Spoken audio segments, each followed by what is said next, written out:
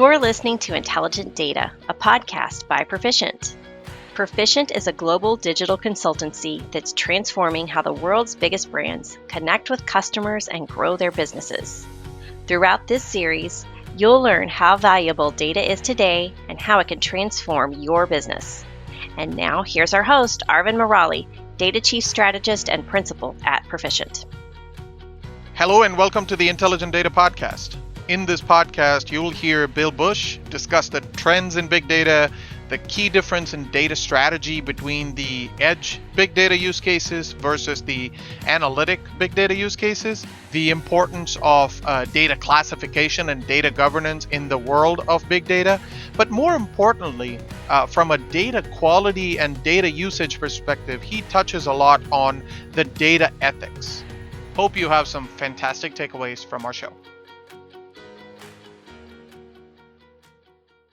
So Gartner mentioned that 85% of the big data projects fail. However, done right, big data can revolutionize and shape data-driven digital transformation and engagement. Now, this applies to many industries: retail, energy, automotive, manufacturing, and healthcare, to name a few.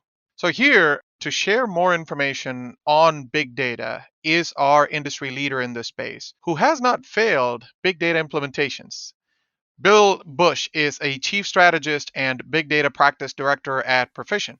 Bill, welcome to the show. Thank you. It's great to be here. Yeah. Hey, can you introduce yourself and your role at Perficient, Bill? Yeah, my name is Bill Bush, and I'm a Chief Data Strategist. What that really means is I help clients make decisions around modern data architectures and leveraging data to make better decisions. Thank you, Bill. So let me start with this. 85% of big data projects fail. That's a staggering statistic. Why, in your opinion, does big data project fail? Is it the scale, the size? What are your thoughts? My thoughts are it starts with focus. There are a number of projects that I have seen where the focus has been, let's create a data lake, and it's IT driven. Generally, that's not going to work well. One client that I was at was building a data lake, and they didn't have any data scientists to go use the data once they put the data in the data lake. Successful clients usually focus their big data initiatives around a business outcome, whether or not they are doing e-commerce, digital transformation, or customer experience optimization, supply chain optimization. There's a reason you bring your data in, do analytics on it, and get value out of it to make better decisions. Gotcha. So I heard you say three things in your reasoning of why big data projects fail. So the number one you said was focus, with an emphasis on business outcome. The number two is the usage itself, right? And then which is basically your data scientists or analysts actually using what is created. And then number three, do not have a IT-driven tech project. Focus more on what is the value of this data. You have summarized that very well. And, I think it really goes back to you're not going to be able to build a data lake, and people will just come to it. Gotcha. No, that makes sense. Let's jump into that strategy a little bit further. I'm going to start with the usage part that you mentioned. I'm hearing a lot about this edge computing, a lot of devices. One of my friends in the industry actually mentioned digital transformation is a way to generate more data and to create and identify new ways of using that data. In other words, it's all about big data. What is your thought on that usage part, the strategy behind an edge computing driven big data project versus an analytics driven big data project? How does the strategy change in both these sides? I think in both cases, it goes to data that comes in from devices predominantly is very verbose. In other words, there's a lot of context information. There's just a lot of, if somebody would look at it, it'd be pretty much gibberish. It wouldn't make too much sense. It's handshakes and connectivity issues, those types of things, all right? What you have to do in edge computing is actually filter out all those messages behind the scenes and all that, what I call gibberish data, and you want to get to the actual data element that means something. And that tends to be a somewhat challenging. The other thing that companies, I think, along with 5G, don't realize is how much scalability they need on the networking and the processing side to be able to do this. You have all these devices out there, and what ends up happening is at certain times of the day, people tend to do certain things. So when you get up in the morning, you might check your email. Well, just think about this around if you have an application out there of some type, and it might be ESPN's application, or it might be some type of media company's application where people are going to go check the sports scores from the night before. All that is going to happen within a very set amount of time in the morning, or not all of it, most of it is. So you got to plan for those peaks. This kind of leads into the data strategy then has to probably include something along the lines of scalability and elasticity. And this is where the cloud usually is coming in nowadays. You're going to see a lot of these data-driven companies or companies where data is what they're all about, like Uber. They choose to be on the cloud to get that elasticity. So when you're dealing with thousands, millions, tens of millions of devices, you need to have that elasticity, and you got to plan for it in your data acquisition and how you're going to go acquire that data. Gotcha. I like the way you kind of put this in perspective, right? So when we're thinking edge computing, you mentioned a very, very important point, which is content without context. There might be a lot of data, but really it doesn't mean much. And you were saying gibberish, right? That's absolutely spot on. But there's also the aspect of scalability and elasticity where really, if you don't have the horsepower to go get this data and in real time make sense out of it, what's the value of all that data? It then becomes to this genre called dark data, which a lot of people use, which is data that is there but not really being used, right? Now, what's your take on the, for lack of a better word, traditional big data projects, which is more analytics driven? It doesn't matter whether it's real time or batch. But the focus here is I want to correlate this data to a meaning. What are your thoughts on that? What's the strategy behind that? Where companies have challenges here is they become a little impatient. A lot of times you bring the data in and your data scientist goes and says, you know what? I can't model this. I cannot come up with an analytical model to make this prediction. But I think if you go get me these other two data sets and bring that in, then it should work. What people are, they're thinking this is the magic, some kind of magic potion. You just bring all the data together and it's going to give you an answer. That's not how it works. How it works is you bring some data in, you let your data scientists go and investigate that data, build some models towards some type of business objective, and you're going to learn something. Now, you might learn that you don't have enough data or that this data doesn't predict the outcome, but you're at least learning that, and that you have to then react to that. I think a lot of executives don't realize there is an iterative approach that needs to be put here, and sometimes it's going to take a little while to get those answers. Now, IT does not help itself when it says, oh, it's going to take 3 months for me to put that data out in the lake for you. And that's where IT needs to really look at its data strategy. It's like, how fast can we get the data in the lake so that you can use it to really drive that iteration time down so it's much more agile and acceptable to the business. Fair enough. Fair enough. And does the company's culture play a big part here? Because data science, while the practice itself is very mature, the actual implementation, which is do something with the outcome of data science, is still very new to a lot of organizations. Do you think they're adopting to the fact that the agile fail fast approach versus, hey, I need some time to figure out what the data says? That might be, I need more data, but you should be ready for those kind of answers from your scientists, right? How do you think culture fits here? I think that that's the case. If we talk about culture, where we see culture really interrupting the process is around data security. I'll give you an example. One large financial services institution went out and they had this capability. It was an awesome capability. They had a data marketplace. And I could say, I'd like a data mart with these 2 subject areas in it, and I want it for 3 years, and it would automatically go put that into whatever system you wanted, so whatever sandbox you wanted, so that the data scientists could actually do the analysis that they needed. It is a beautiful set of technology. They even implemented all the data security controls. So when he or she would put the request in, it would send out emails to the different people that would have to approve the use of the data, around that data security. But that approval process to get all the different approvals that were needed took 2 to 3 weeks.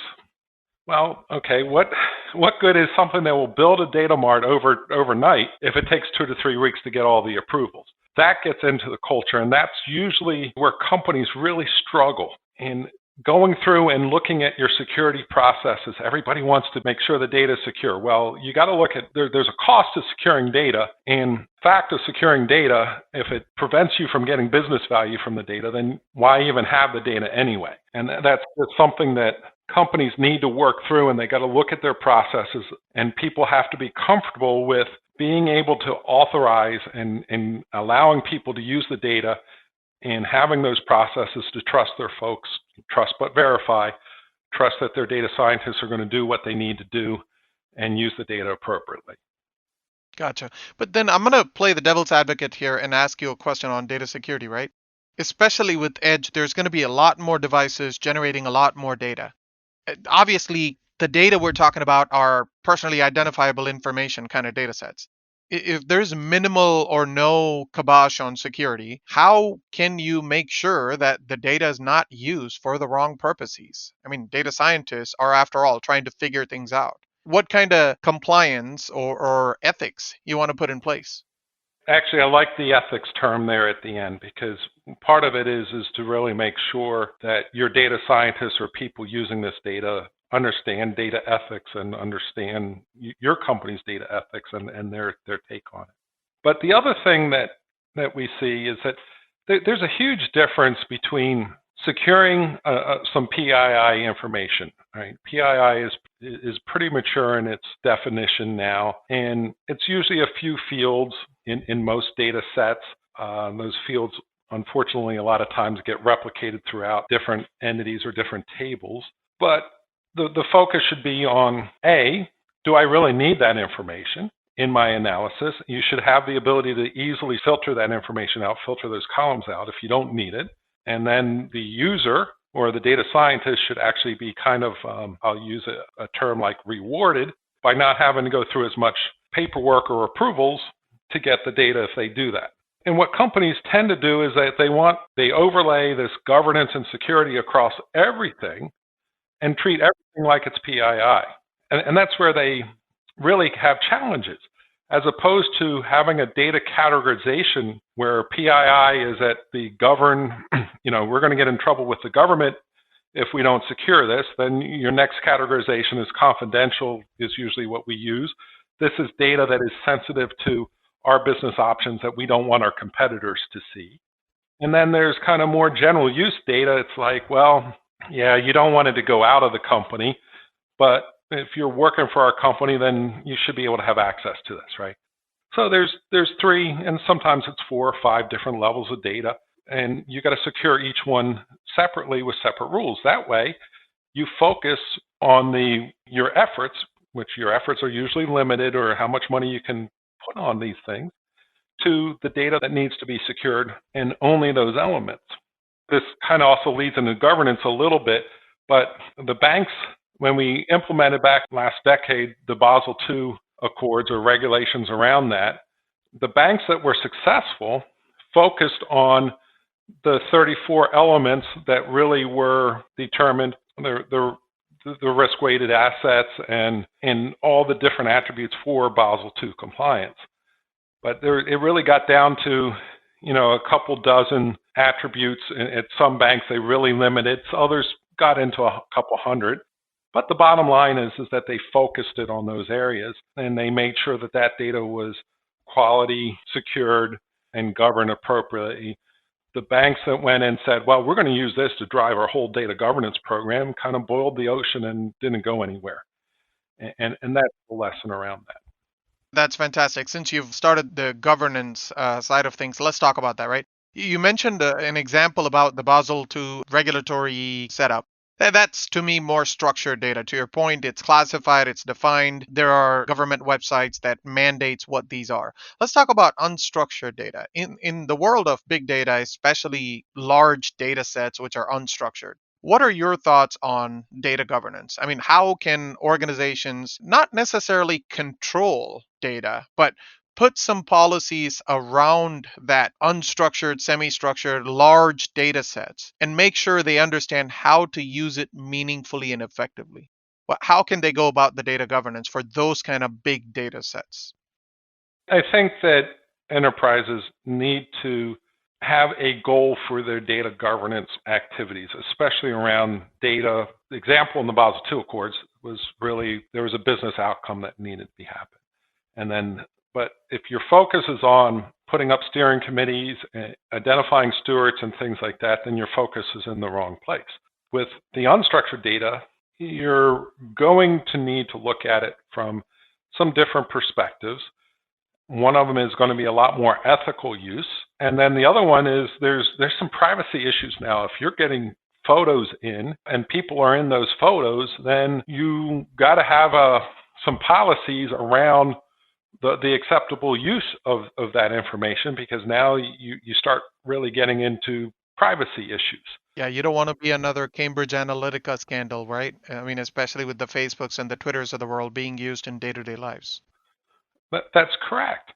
And even Facebook has had challenges around this because they use pictures, and then in order to validate that somebody's logging onto the account or whatever, you got to identify people in those pictures, and that brings up some privacy issues because a lot of those pictures are drawn from, not from your own website, but from others that, do you even have access to some of those pictures? So those are types of things that you got to address. And the other thing that you have to also think about is that, I'm not a legal expert in this area, but we have some laws out in California and in Europe around data privacy, but there's some less restrictive laws at the federal government level. But the law around this area of this unstructured data is not as well defined as it is around the structured data area. That is a fantastic point. So you're talking about GDPR, CCPA kind of constituents? Yes. How do you go about making sure, at least as an organization, even if compliance policies are not necessarily set, how do you still govern that data? I think this is where data ethics really comes into play.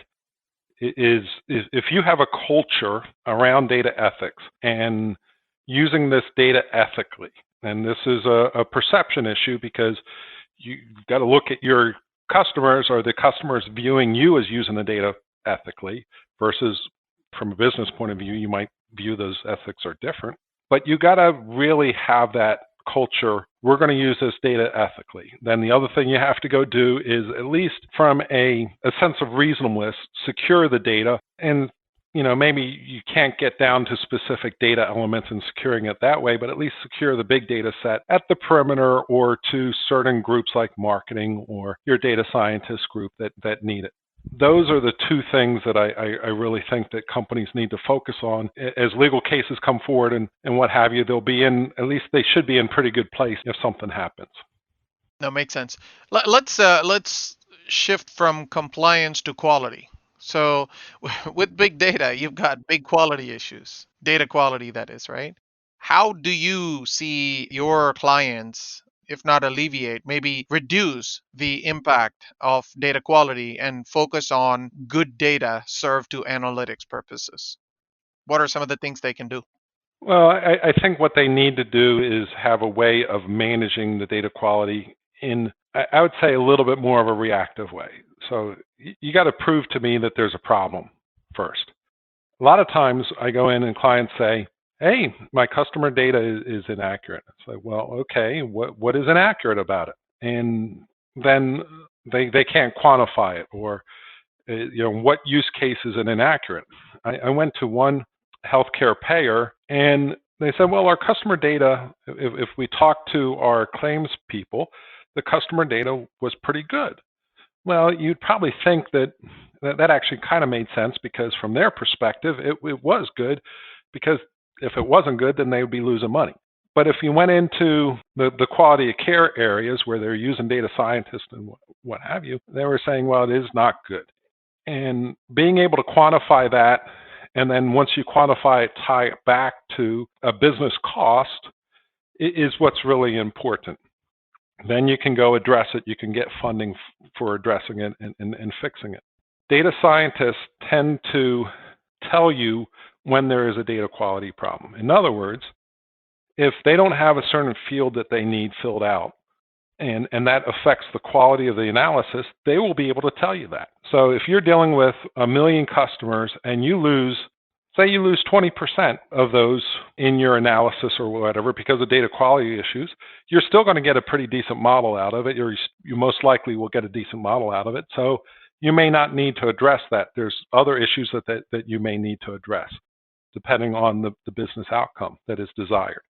I'm loving this because you're not necessarily contradicting, but complementing this whole area called total data quality management. And you're saying that's great, but first I need to know what it is used for, because one person's opinion of data quality might be relevant to the way they're using it, and will be different from another person's opinion on data quality, right? Even though data itself is not an opinion.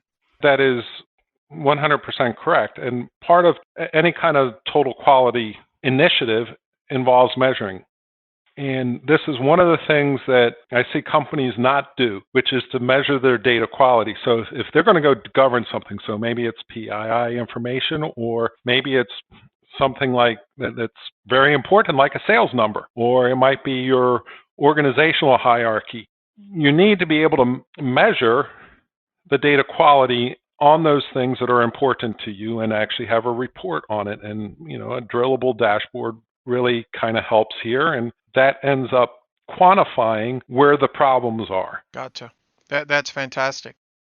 Let's jump into some of the tech trends that are out there. One thing I'm hearing constantly from the customers is this ability called data virtualization. What do you think is the reality behind this to scale up to big data? Can data virtualization be scalable? The answer to that question is yes, if you put enough resources behind it.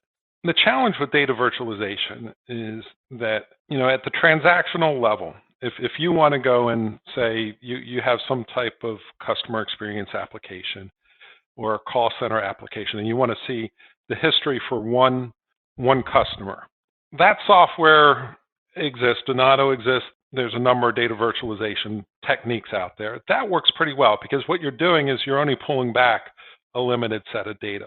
Where it starts becoming an issue is if you got two big data sets and you want to correlate those two big data sets. That requires a lot of resources, and it really, most of the data virtualization software packages that are out there that advertise them as that. That's a use case that they are just not going to be able to handle. And that's where you see these other types of virtualization type solutions that are out there. So think about putting all your data in a data lake on S3. You might put Athena on top of it or Snowflake on top of it. And that way, all the data then becomes available at an SQL level layer. Now, a lot of people don't think of that as being like true data virtualization. Well, you've got all your data from different places and you have moved it into a centralized location, aka the data lake, but at least you can operate over the different subject areas and do that kind of on an ad hoc basis and get decent performance. But that's going to address the big data sets and doing the analysis functions on the big data sets. So you have to go look at data virtualization as in, what do I need it for? And then choose whether or not these systems are going to be able to meet the requirements for that, and let that drive the solution, as opposed to what a lot of clients do is they just go buy a solution, think it's going to be this panacea, and realize that there's certain use cases out there that it's not going to meet. Agree. Yeah, I think depends on who you ask. There's going to be two types of definitions, right? So there's one definition that says virtualization is basically disparate data sitting on disparate systems. You just put them in a virtualization layer so anybody can get access to it. regardless of the underlying technology. Then there's the second stream, which you talked about, which I fully agree is that the ability for you to virtualize the data from an underlying storage layer, in this case, a data lake, where you've now got massive amounts of data collected in this lake. The intent is to meaningfully use it and virtualize it so people who are targeted with specific use cases can sit on top of that data and do the analysis they need to be successful, right? I think they both are true definitions. You're spot on that. Yeah, and let me add one more thing, and this is a capability that we're seeing in Snowflake, Redshift, Azure Synapse, Oracle, is the ability to take the highly structured data in a data warehouse and then merge it or use it with data that is in a data lake. And that's another type of virtualization, and you're seeing these capabilities being built into the data warehouse solutions and the analytical database solutions that are out there. Fantastic. I wish we had a lot more time, but we got to wrap up here. Bill, this is absolutely fantastic information. Thank you so much for sharing a lot of great insights here. What advice do you have for our listeners, especially executives who are thinking about the variety of topics you touched on? In general, I'm going to use the word unification and usage of big data. What do you think should be their focus going into 2021? I think they need to have a realistic data strategy. When I say that, it shouldn't be aspirational. It should be something that really translates into actually implementation projects or a linked implementation of different data projects and analytical projects back to corporate initiatives. So you have an e-commerce strategy, you should have a set of projects around e-commerce analytics to support those big initiatives. The other area that they really need to focus on is when they look at whether or not I need a data lake, whether I need a cloud data warehouse, is approach it much more from a capabilities management perspective. What are the capabilities do I need? I don't need just a data lake. What I really need is the ability to bring in data to that data lake in a day from my source systems so that we can have the agility we need on the data science side to go do the analysis. If we think about COVID, the companies that were able to quickly bring that data in and analyze data, they could bring in third-party data, so there was a large set of COVID disease data that was geographically aligned so you could see where the cases were. Companies that were able to do that and do that relatively quickly were able to react a lot quicker to the COVID situation. So align your data strategy, align your projects to your business, and the other piece is when you talk about technology, talk about it from a capabilities perspective so that you can start talking about speed of value. It's not just about a data lake. It's we want to have a data lake that we can load data to in a matter of a day or two. That would be the advice that I would have. Fantastic. Bill, thank you so much for joining today. This is just very, very good information. David Copperfield once said, "We live in the world created by the questions we ask." So ask the right question to big data and thou shalt receive the truth. I've enjoyed our talk here, Bill, and looking forward for some great accomplishments from Perficient in the big data space and showing the value to its customers. Appreciate your time. Thank you. It was great being able to come here and speak with you today. Thanks for tuning in to Intelligent Data with Arvind Murali.